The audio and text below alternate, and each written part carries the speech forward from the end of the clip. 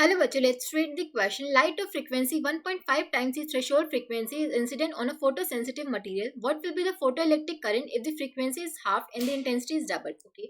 तो क्वेश्चन में क्या देखा है, लाइट ऑफ फ्रीक्वेंसी, हम लाइट की फ्रीक्वेंसी मान लेते हैं न्यू वन, क्या देखिए 1.5 टाइम्स की थ्रेशोल्ड फ्रीक्वेंसी, 1.5 टाइम्स की थ्रेशोल्ड फ्रीक्वेंसी हमने न्यू नॉट मान ली, ठीक है। ये इंसिडेंट हो रही है फोटो सेंसिटिव मटीरियल पे।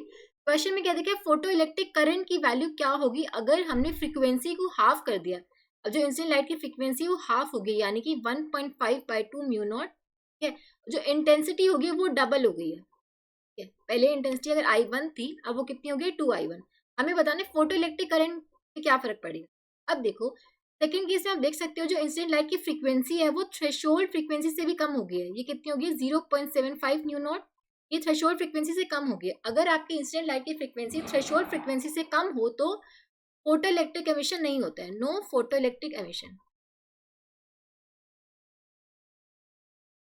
ठीक है।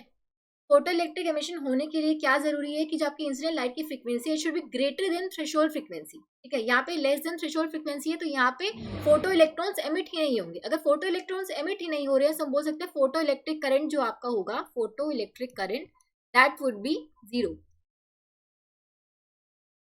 Photo electric current would be zero.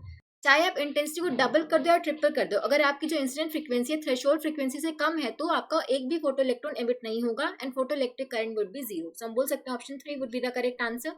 I hope आप सबको समझ आया होगा। Thank you so much.